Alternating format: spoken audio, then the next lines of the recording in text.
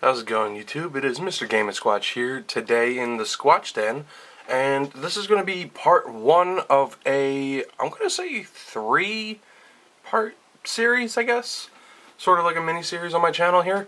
As you see before you, I have a nice atomic purple Game Boy Color. Well, nice-ish. Unfortunately, I had to do a little bit of surgery to get an old screw out of there to be able to open this up.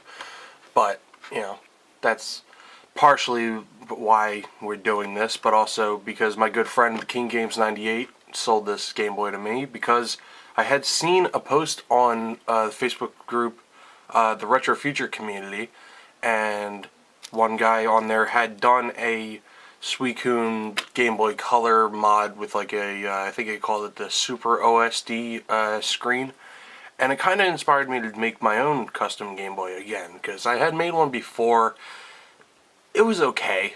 I mean, you know, I was happy that it was my first custom Game Boy, but with the way the screen was and how I was very inexperienced with a lot of things, I wasn't truly happy with that, so I ended up selling it and getting rid of it. But seeing the guy do his own, and he used, he has the Suicune like it is on the crystal cover here, and, sorry, clear my throat, I had seen this shell on eBay before, and I was thinking, you know what, that would be amazing to do because it's pretty similar in colors. This is technically a glow-in-the-dark shell, but as you can kind of tell, it's got the same sparkling and almost the same shade of blue as the Crystal Pokemon Crystal cartridge. Of course, this one is, I know it's kind of hard to tell a little bit on the camera, but this one's a little bit darker colored blue, but you can still see the reference that I mean with the sparkles in the plastic itself.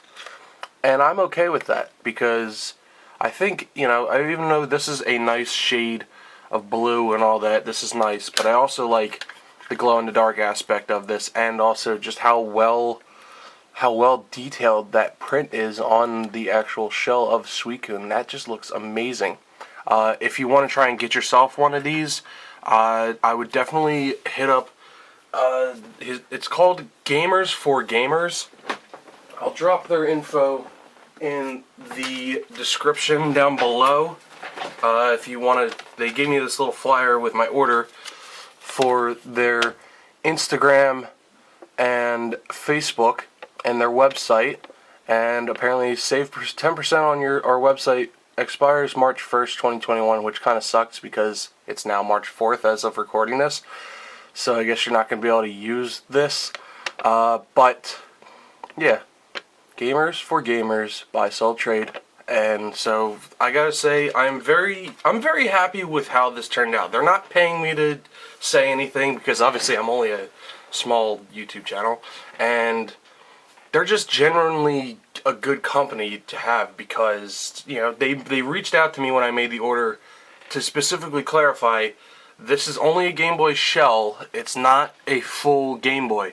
They can do trimming for, like, if you wanted to do an IPS mod, they can do the trimming for you for an extra fee, but I was like, no, that's okay. I'm fully aware that it's just the shell, and I'm doing a custom Game Boy thing myself, but thank you very much for reaching out to me, and that is very nice, because not a lot of people will do that. A lot of people will probably buy it expecting it to be the full Game Boy, get it, and it's a shell, and they're pissy about it.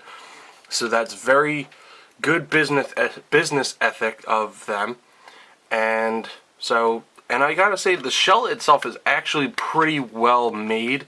It's pretty solid. It's got a little bit of a rough feel to it, I guess. Like, not really, it's not as smooth as the Game Boy itself, or Color, I should say, but it's not horrible, though. I love it. I'm actually really loving it because it's got a good grip feel to it, you know? It's just, like I said, it's a little bit coarse, I guess you could say, but for the overall looks of it and everything, especially their own custom little label on the back there, that's really cool. I'm going to feel bad when I'm going to replace this, though, because I do eventually want to get, there is another person that does custom Game Boy stuff. I think it's called Bluish Penguin. I'll link their Instagram to the in the description as well if you want to check out their store and stuff. They made a custom Suicune label here with the little thing there that I saw the one guy on the Facebook group do, and I kind of want to copy that. I'm not afraid to admit that. But for now, everything is really nice. I chose the white shell instead of the black because, you know, like unlike the regular color, I do kind of want the label here, and when I do get the Super OSD screen, excuse me, I'll have to replace this because it's going to be a larger screen. But yeah, without further ado, I guess this is kind of a how-to video along with kind of just an update video. I'm going to be taking all the insides out of here. I'm going to be using this spare backlit mod screen that I've had for a while. I believe it's a Retro Game Repair Shop screen. And we're going to try and use that. And I also have these nice little clear blue buttons that I think that should really accent this thing nicely, because I like the whole aspect of this, plus with the blue should go well with the body of Suicune, and the white I figured would be good with the white spots on Suicune. So, let's get on into this. We're going to put this right over here for now, and we're going to open up this right here. I do really want to say thank you again to King Games 98 for selling me this, because like I said, I tried looking around on eBay, and even the cheap, you know, for parts only Game Boy Colors and stuff are all freaking expensive, man. People still want 50, 60 bucks for a Game Boy Color that doesn't even freaking work. You know, like broken screen, or it doesn't read games, or the speaker doesn't work, you know. People want crazy freaking money. And Brendan, he gave me both a pretty good discount on this because he had it on Marketplace for a long time and had already reduced the price enough and nobody was biting at it. So I was like, you know what, I'll help out a friend, and he's helping me out too. So I figured I'd hit him up and get it. And so yeah, he's a pretty righteous dude. I've known him since kindergarten, for anybody that, you know, wants that little tidbit of information. I've known him for freaking ever, man. Alright, now the fun part is, because these are old screws here that I've taken out of my other Game Boy, because these ones, the ones that were in here were pristine, but I put them in my Game Boy Pocket, not Game Boy Pocket, my Pokemon Game Boy Color. And so, yeah. But for anybody that needs to know, those were tri-wing screws that I just took out, and these are Phillips head screws that are pretty badly stripped, and I was actually kind of lucky that I even got them in here in the first place. Luckily, Gamers for Gamers included their screws that should be the correct length and hopefully be the least damaging for their shell. Because I've kind of noticed when I did my last custom Game Boy, I used the screws that were given to me in my original Game Boy Color, the Pokemon one I had mentioned, and they were just slightly long enough to end up poking holes through, not really holes per se, but like they just made indents in the top faceplate shell, like in, like, you know, where they line up on here. And it's irked me because, like I said, it's my original Game Boy or Color, and it's just now, it's kind of permanently blemished. Like, I don't want to risk sanding it down and ruining it even more, so it's just one of those little things that's kind of irked me for the rest of my life.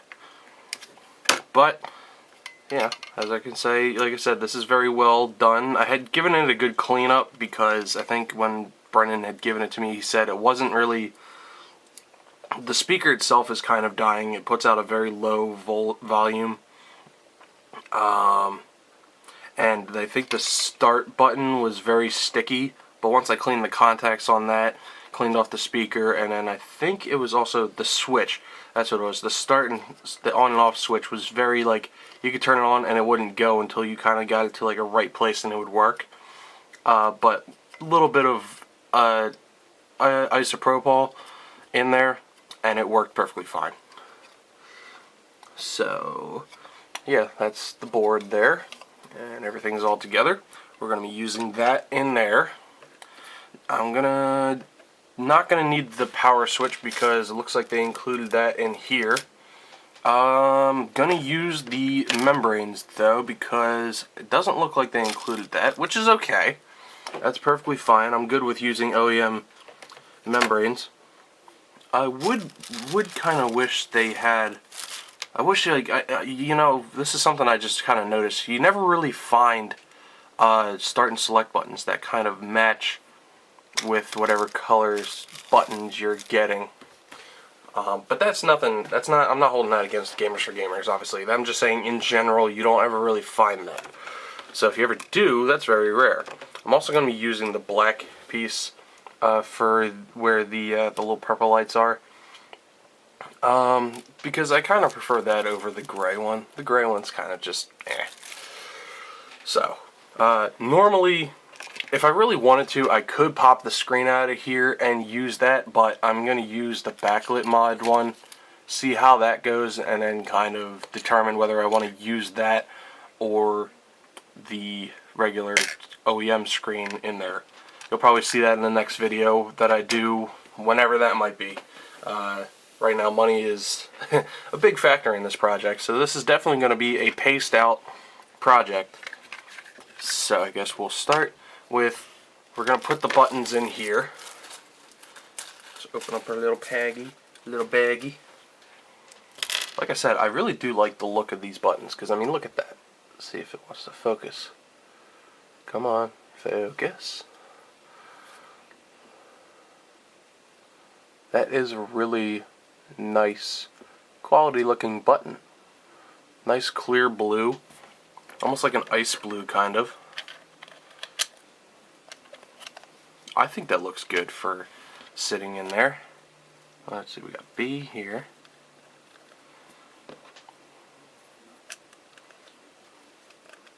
Okay, and then we'll put our start and select in there.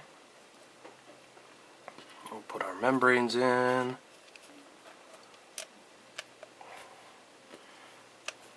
Other membrane. Okay. Now I just want to sit the board in here for now, just so I can get a good look at how the shell and everything, you know, the board and all fits in together with it. Let's get the speaker to sit in there. Yeah, I really like the look of those buttons. I think that's perfect. That's the perfect color combo for this shell. The white screen with the blue buttons. Oh yeah. It's all coming together now. Oh yeah, it's all coming together now. Thank you, Gronk. Alright, or Kronk. Was it Gronk or Kronk? I forget. I know Gronkowski was from the Patriots, but I think it's been a while since I've seen Emperor's New Groove. Alright, let's try and sit this in here as best we can. It would probably be smart to use some tacked on tape or even like real spacers or something like that to be able to kind of make sure this sits in here correctly. But I don't have either one, unfortunately, so we're gonna have to hope for the best with just sitting this in here and hoping that it doesn't really slide. Okay. Yeah, it's a little bit over there. Okay, let's try and see if we can't slide it over a little bit here. I'm going to use my tweezers because that's the only thing I know that can probably fit over. We're going to need it to be more over here. Actually, shit, look at that. That actually fits.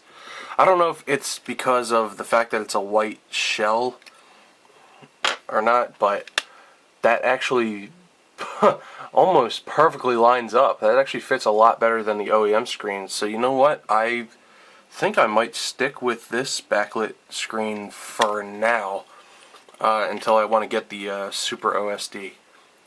Alright, now the fun part. Well, let's try and connect this before I forget to do that. Because I've done that before. I've forgotten to connect that. Alright. So, Now let's get the power switch in there too, because I've forgotten to do that too. Which I love the look of that power switch too. Alright, now let's try and get our screws out here and get the board in there situated. Now we're going to need the Phillips head screwdriver. Okay. They're going to be a little bit tough to get in there because you're technically making the thread yourself. Okay, so that's one screw in there. I don't see any bulges out. That's awesome. I'm very happy already. Alright, making sure everything's all lined up and sitting in there correctly, which it is. Sweet. Yeah, sometimes the volume button doesn't sit all the way there, so you got to be careful with that. If you're wondering why I'm shaking, it's not that I'm nervous, but just I have always never really had a very stable hand ever. I don't know why. Come on, get in there. It is not wanting to line up with that button there, or hole.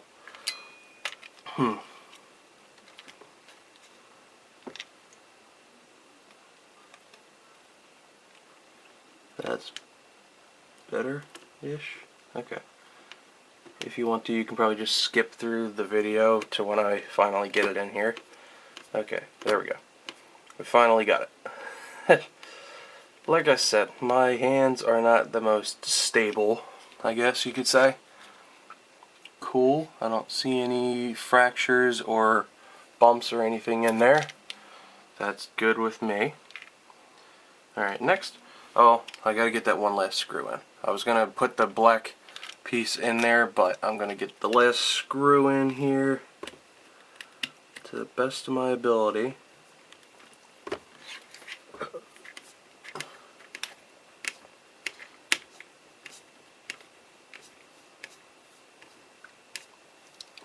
Okay. There we go. I think we're good with the board.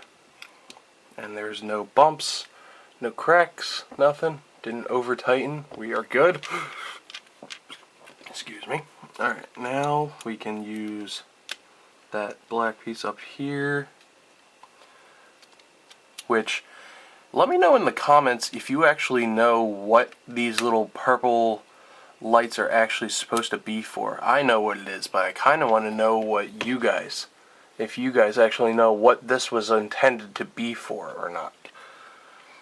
Alright, so I think before we start screwing everything in all the way, I think we should pop in the back here, pop on the back, pop on the back, there we go.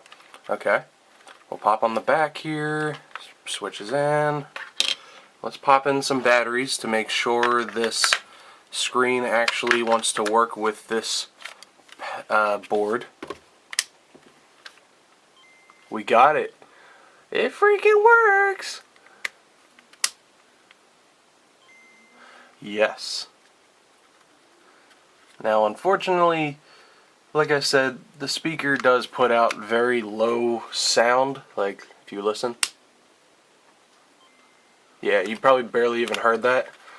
So, but you know what? I'm very happy with how well the screen fits in there, and it's perfectly good. I think, to me, it kind of seems a little bit crooked, I guess. That's kind of, I don't know if that's just me or if you guys also noticed that, but I think for now, it's okay for what it is. I think we should be, this one. Yeah. Alright, cool. So, everything's working. Power button, or power light lines up pretty well. Okay. So, let's open our back up. I think we should be able to just screw this back in. Yeah, I think it's the connector right there that's kind of, yeah, it's just slightly bigger. It's also got a little bit of rust on the side of that. I could probably try and just clean that off a little bit.